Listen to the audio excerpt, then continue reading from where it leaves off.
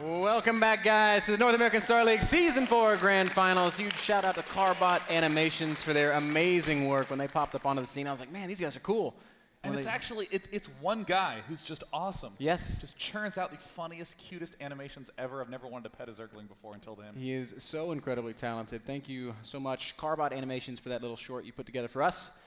Thank you guys, Long Beach, California, for showing up for the finals. Woo! And now there's only 4 players left in the tournament. Let's go ahead and hop into this next match. It's going to be on Daybreak with Liquid Hero leading it 2-1. Again, Daybreak, really difficult map to engage on just due to the incredible distances. As a Protoss player, you're always going to have to be on the defensive.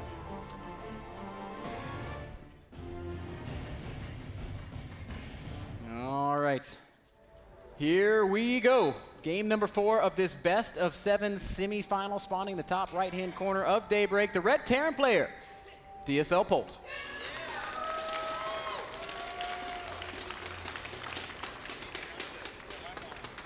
And down in the bottom left has just suffered his first loss in this matchup. Ever? A long string of championship level tournament play. It is Liquid Hero.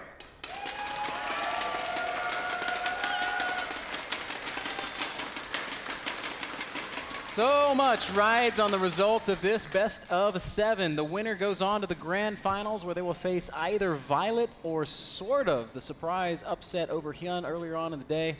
Violet series against DeMuslim. Absolutely fantastic, guys. If those of you that are watching from home are just now joining us, you must go back and watch DeMuslim versus Violet. Incredible. I screamed a lot in those games. I screamed a lot in those games. I mean, DeMuslim looked dead so many times and just kept fighting back and had a number of incredible victories. And Violet was just able to narrowly squeeze through. Absolutely phenomenal. And wow, yet again, Polt's going for this very, very early third command center. And look at this. Hero is, oh, well, he pulled the probe back. I was like, oh, he's going to cannon rush. And then he just showed it. So it looks like Hero will just be doing some sort of very normal play. Yep, yet again, an early Nexus expand. Yep, pulling the probes off of gas, actually not even mining any gas, never putting him to work, and sending that probe out before dropping the cyber core. So this has just kind of become Hero's norm. What do you think about this sort of adaptation? Sending out the early scout, recognizing what your opponent is doing, and then just being like, nah, I'll just expand. I mean, I honestly really, really like it, specifically against the command center first player. If your opponent is going for barracks and you think he's going for command center, this can even be a little bit risky if your opponent decides to be aggressive enough. But in this situation, it's virtually risk-free, especially when you have a scout as aggressive as Heroes, building pylons, continuing to circle, and it becomes very easy to count when these Marines pop out. Around, just around 4:15, that first Marine will make its face known, so you can just continue to count the seconds and make sure that he's not rushing at you. Now, Cybercore will finish up for Hero as he will begin to transition into his normal mid-game of choice. We could take this time, Sean, to talk about Daybreak and how so many Protoss versus Terrans on this map seem to go the distance. This has just become the late-game map for high-level StarCraft 2. And it's become the standard Warp Prism map for the Protoss player. In the mid-game, the Terran player is going to be waltzing all the way up to here to this Xel'Naga Watchtower, trying to plant Vikings on this area and try to pick off Colossus as they move through here. And with all the Terran forces this far across the map, just counterattack Warp Prism in the main, or even as simple as just having the Warp Prism move down here and do warpings to the third base of Terran is an excellent, excellent tactic. And given the fact that Hero is known for a lot of Warp Prism play in general, I'm incredibly thrilled to see this possibly go to a late game, another early third command center. What is going on down here? Okay, it's just a Stalker. I was looking at the mini-map. I was like, oh my god, John, It's a blue dot, he's going to triple Nexus. he's going to take a Nexus at 5 minutes and 30 seconds, but no, it's just a Stalker. It wouldn't surprise me. It all depends on what this next 100 gas is for. Nope, it's going to be 3 gates, so Hero does have some pressure in mind. Yeah, opening up similar to how we did on Cloud Kingdom. Polt is once again going to be taking a very, very fast 3 command centers, which, I mean, we saw Hero try to pressure it in the last game, wasn't really overcommitting to it, but managed to do some decent damage, and then he lost that Colossus. Oh, and look at this tactic by Polt. Oh, will he be able to take it out? That would be so great. He doesn't manage to eliminate it, but this is still what makes Polt such an excellent player. He's already getting his 3rd command center up, and he has not yet built that bunker. This is generally considered very risky, but he's gone 3rd command center, 3rd barracks, and 2 gas with only map control as his defense. It's a powerful tool, map control, Sean. Stalker is still just kind of chilling out on the high ground up above that Xel'Naga tower. What is Hero going to do? Robotics facility has gone down already. There are no more probes out on the map, though, so he's not dropping pylons anywhere. I guess he's just going to sit back. No, there goes a probe. I mean, it looks like what he's going to do is a very light pressure. It's easy on this map because this space is so open. All you have to do is get past this ramp, and Polt's going to make that a nightmare for Hero to try to do. Bottom Marine's still scouting out, but ordinarily when you go for 3-gate pressure on another map, you can't build the robo. But because this Nexus is so early, you can do light 3-gate pressure. Or, you know what the hell, you can just go straight for the robo bay. Just defensive 3-gate. Straight robo bay and a very quick single forge. Now, to me, this feels like a 2-base push pretty soon. It could very well be a 3-base put or a 2-base push. Also, another long-term style play we see out of this sometimes is to go for the very fast blink and just rely on Colossus and blink. The blink kind of counts as a +1 upgrade in terms of how much resources you're spending on the Citadel and on the blink itself. And we do see an armor upgrade instead, so I think you're probably more right than me there, Sean. As, well, still nothing really happening. Both these guys just content to sit back. Super macro mode. I mean, double +1/+1. Already getting up his very early. Wow, this is quite risky from Polt. I mean, he's just trying to read his opponent with very little information and saying, "Yep, no bunker ever."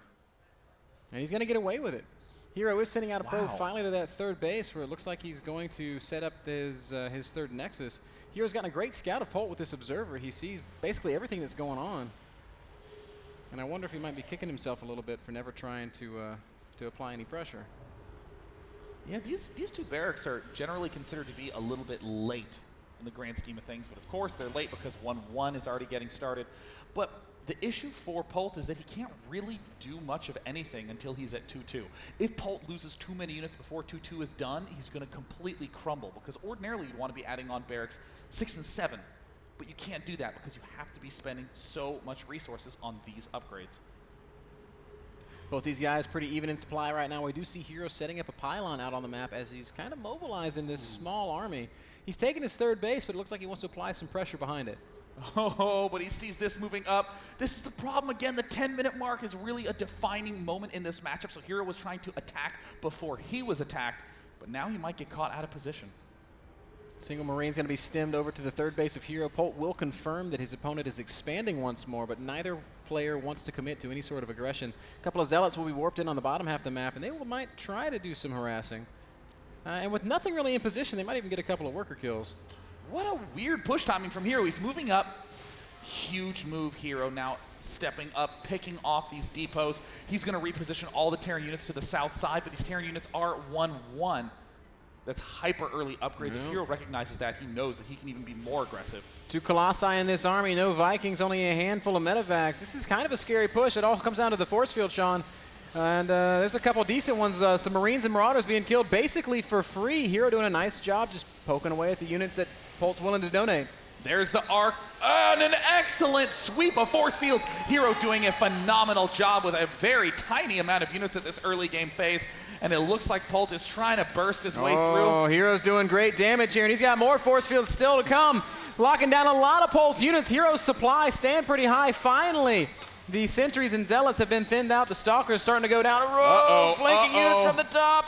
Now, if Polt can eliminate these Colossi, then that is going to be a pretty big tipping force for the Terran player. But there's just so much warp-in potential here from Hero now that he has those 6 warp gates out. Can he get it? Can he manage to pick it off? One goes down. One Colossus does go down, but Hero has done a great job of just building momentum here. Eventually, I guess at this point, it looks like Polt has maybe stabilized. With that next reinforcing wave of units. Hero might stick around a little bit too long. I would like to see him just go home at this point. He's done great damage. And now, trying to pick off the proxy pylon to no avail, running headlong into a bunch of units. 2-2 still very far off in this tense battle. Man, 18 SCVs died in that exchange, and Hero has another Colossus joining the fray. Here's 2 Colossi, a handful of Zealots and Stalkers, and a single Sentry for Guardian Shield. So this is still a very dangerous Protoss army. 3rd Colossus coming across the map right now. Still no Vikings, Sean. First 2 Vikings just now about to pop. And I think that might be Hero's signal to pull back. He's doing so, but I mean, back home, everything looks beautiful. 74 probes, will be getting even close to 80 in a moment. Does have those second forges out. Is his Twilight Council down? You betcha. He's going to even be able to do a second, more powerful swing in with Blink Stalkers and Colossus. And Polt hasn't had the opportunity to build barracks 6 and 7. Oh my God, they're going down at the 14-minute mark. That's so late. 2-2 is just now finished. And Polt's shoes? Yeah.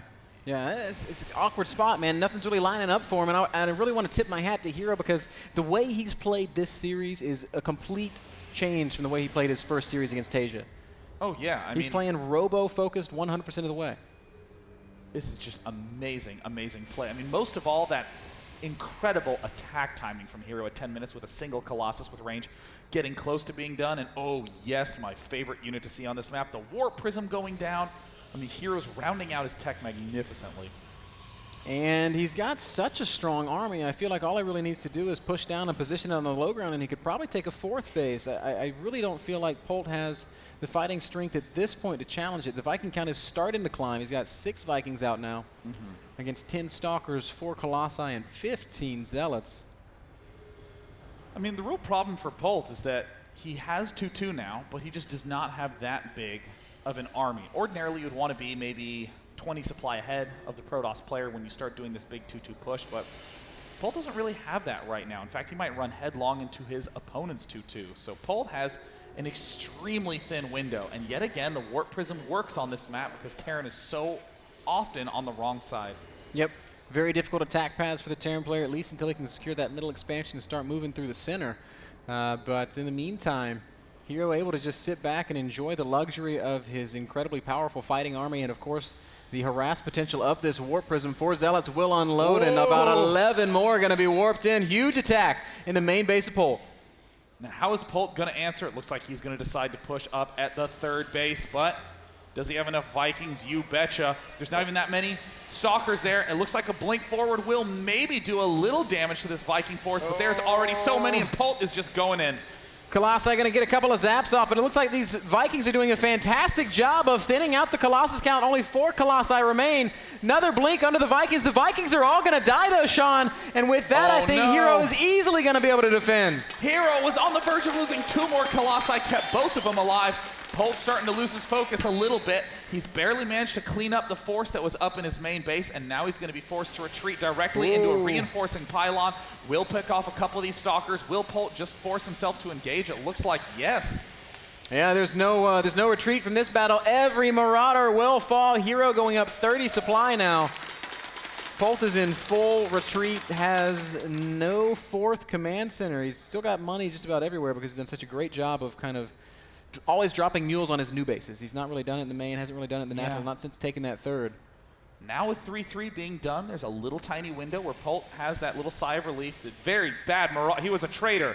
Execute him. Oh, man, and again, Polt forced to retreat, backing up to the top of the ramp in his natural expansion. Hero's just going to swing down to the bottom, and there are no units here. The army's well out of position. There's a lot of Marine Marauder, though. God, Hero is just so aggressive. There's not a lot of Colossus here. Yeah, the Templar are so far behind. The Zealots are so far behind. Hero's got to be really careful not to get too greedy, not to overextend too much. If Polt gets at the right angle, he can do a big sweep in. He has some Vikings that he can engage with at the top side. But now the rest of Hero's army is here, and it includes a couple of High Templar, and they do have energy for Storm. Storm has been researched, so Polt's position not getting any better. More reinforcing Templar showing up as well. Zealots will charge in. Polt has a good angle, but look at all the Protoss units. So much Protoss. Great Storms going down by Hero, and Polt is in a lot of trouble, Sean. Polt is trying to do his best to hold on. The 3-3 really helping those units stay alive as long as possible, but Hero just has a few too many units. Liquid Hero, known for his PVZ, takes another win in PvT. bringing the series one game away from him entering the finals. Just phenomenal. Hero now leads 3-1. We can safely say that he made some big mistakes on Cloud Kingdom when he plays perfectly. That's a big word. But when he doesn't screw up, he doesn't lose. I mean, it's just incredible the way that every single Protoss player knows the 10-minute timing is when you have to be on your heightened defense. You have to stay back as much as humanly possible. But Hero is attacking at 9:30, 10 minutes consistently every game. That's right, Sean. Zoe and Rotterdam are sitting on the couch. They have something to say about that last game on Daybreak. Thank you very much, guys. Those two games were pretty darn awesome, to say the least. Let's talk a little bit about what we saw. I mean, the second last game, that was just so well played from Hero. Even though he lost that one, it was so clever to go for that hallucination and like kind of faking it to force the Viking production. And it kind of looked to me that he's going to take it. What do you think brought Polt back into the game? Well, as you said, I think he played a really good game, but one crucial mistake. And Protoss can be a pretty unforgiving race. Now, a lot of people who play Terran and Zerg will like, obviously you deserve to lose a game if you lose 7 Stalkers. That was a pretty big mistake, and that's a very uncharacteristic mistake. And that's pretty much the first real mistake we've seen Hero make in a long time. But despite like looking past that mistake, and yes, he did lose that game, he still did a lot of amazing stuff in that game as well. The early pressure with that one Colossus, even like slightly before Thermal Lens is ready. Excellent use of force fields together with Colossus in very unorthodox time in the game. That was just awesome to see. And as you mentioned as well, the hallucination Colossus, like on purposely, knowing that Polt has the Xel'Naga Watchtower, just running in there and backing off, forcing off as many Vikings as possible. If Hero wouldn't have lost all those Stalkers, he would have been in damn great shape as well on Cloud Kingdom. Yeah, I'm pretty certain that will be the case. So the last game we just saw, it was pretty much a bit of a back and forth going on for like the whole beginning. Hero just showed us once more how freaking strong Storm can be. I mean, just looking at the last few Storms he landed there, that was pretty much insane. There was not much Polt could have done to actually get back into that game. And yeah, what were your thoughts on that? Yeah, definitely. The Storms were the nail on the coffin, but I think the real deciding fight was his Hero's third base, which was actually quite a tough defense to make. Once more, while that was happening, he had a Warp Prism in the main base, warped in so many Zealots. But that was still a tough fight. Yes, he had a lot of Colossus, but the moment that those bio units would get in range of the Stalkers, all those Stalkers could die real quick, and then suddenly those Vikings are going to have free reign over the Colossus. But Hero just displayed great patience once more. He had sentries, didn't even drop the force field so early on, had Guardian Shield. Crucial was pulling the Colossus back a little bit, blinking forward, and excellent focus fire on those Vikings. I mean, that's pure art, man. That's what you love as a Protoss player. It was, and there we can look at the fight again. The Vikings doing a good job taking those Colossus out, and we do see he's not actually using any force fields, which does look scary at the very get-go, but he still forced Polt to retreat at the very end, and meanwhile there was this wonderful Warp Prism drop, or rather, yeah, warp in the back of the base from Polt to actually force him to go back into his base, as that was the only thing he can do. So I'm just psyched to see the last game. What about you guys out there? That's what I thought, and that's why we're gonna bring it right on the way.